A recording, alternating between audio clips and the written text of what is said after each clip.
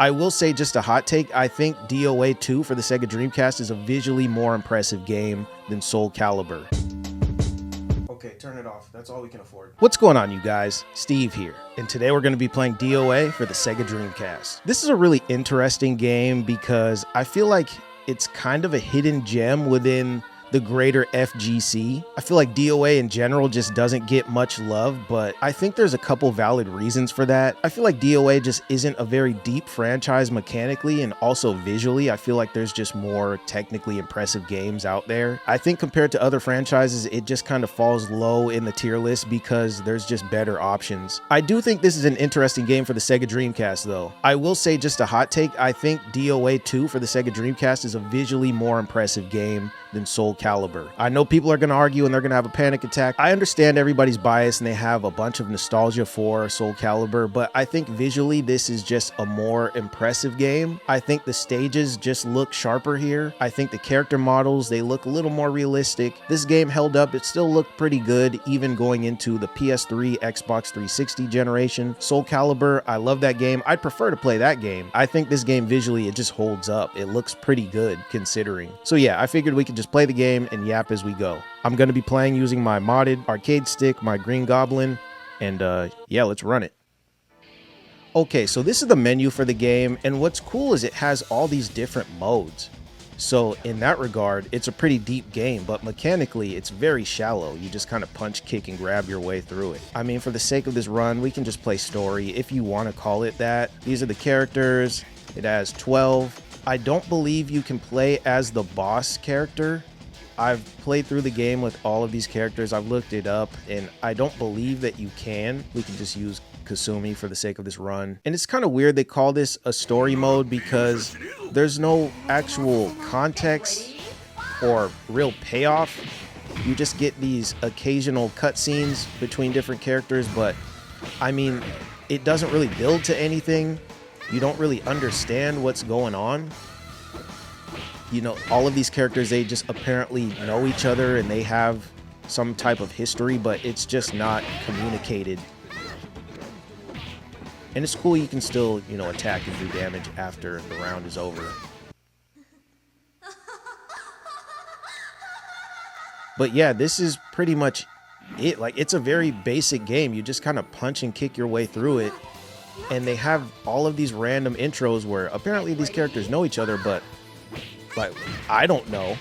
I didn't play the original game. The original game was on the Sega Saturn. I've seen the game played before, but I just physically haven't played it. I don't have a Saturn, so I'm aware of those games, but I just haven't played most of them. I played like Alpha 3 and stuff, obviously. I have several ports of that. But most Sega Saturn games, you know, I just skipped them because honestly, I wasn't even aware of the Sega Saturn when it dropped.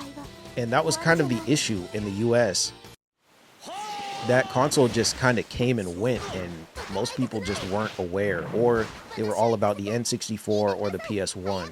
I was just aloof to it, and also I didn't have consoles back then. I was just a Game Boy kid.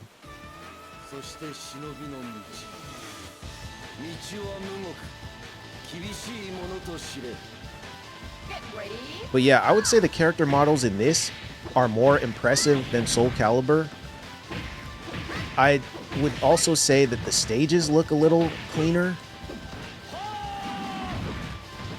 Maybe that's a hot take. I mean, maybe people are going to get mad, but I mean, I think it looks pretty good.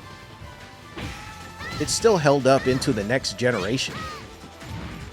And I mean, the original Soul Calibur, obviously people have nostalgia for it, but it didn't hold up visually for much longer. And it's a very special game. I really don't want people trying to argue with me thinking that I hate the game or I'm trying to bash something they enjoy. I'm really not. I'm not being an edgelord. I'm not saying something for views or engagement. I just think visually this just looks more impressive than the original Soul Calibur. But to each their own. And it's not even to each their own. I'd rather play that game. So there's really not anything to argue with me about. But yeah, what's cool is it just plays like Project Justice. I love that game. I love those sidestepping 3D fighters. I just think they're really interesting. So there is that, but as far as the combos, you kind of just button mash. You just press, you know, X, Y, Y, and you might chain something. And that's the extent of it. There's no supers or like crazy moves. There's nothing else to really learn. It's a very accessible fighting game, which, I mean, that's probably what they were going for. And that's a big reason why this just doesn't hold up within the FGC. Because there's a bunch of people who would play Marvel vs. Capcom 2 and 3. They'd rather play CVS 2 and Tekken 8, SF6. There's just better options for games that have a higher learning curve.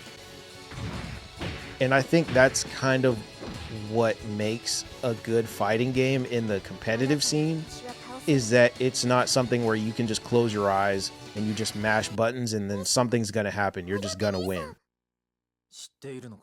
And unfortunately, this is one of those games.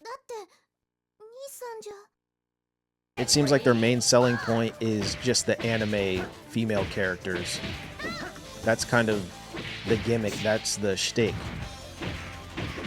Which, I mean, if you care about that, then hey, this will appeal to you, just like the volleyball game they made for the Xbox. But I mean, I don't really care about that type of stuff. I'm not the audience. You can like teabag too.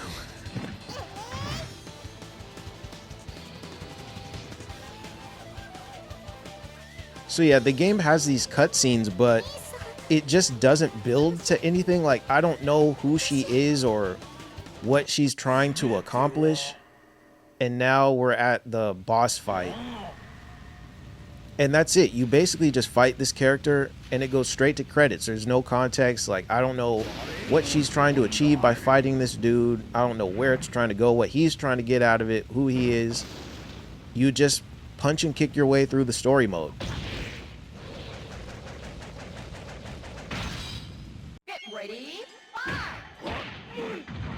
Oh boy. Oh boy. I thought there was going to be more to that grab. So I kind of took my hand off the arcade stick. I messed up. We're recovering. I want to get a grab. There we go. Bop. And that's it. That's the game. See, it goes straight to credits. And it's like, what is the story here? I'm very confused. I feel like I have more questions about this game after I beat it than before. Because what's the objective other than just punching and kicking through all of the characters? So yeah, this is DOA 2 for the Sega Dreamcast. I was playing using my modded arcade stick, my Green Goblin. I love this thing. I need to make a video about this to show how I built this. Yeah, that's the game. It's very quick, short and sweet. It's very shallow. There's not much to it. It does have different modes. There's a survival mode, a tag mode. So there is other stuff that you can do. But as far as the story and the mechanics, it's very simple. It's very simple. This is a very bare bones game in that regard. So I think that's one of the reasons why, in the grand scheme of fighting games at that time, this just didn't do much for people. But it does look good. It still looks pretty good.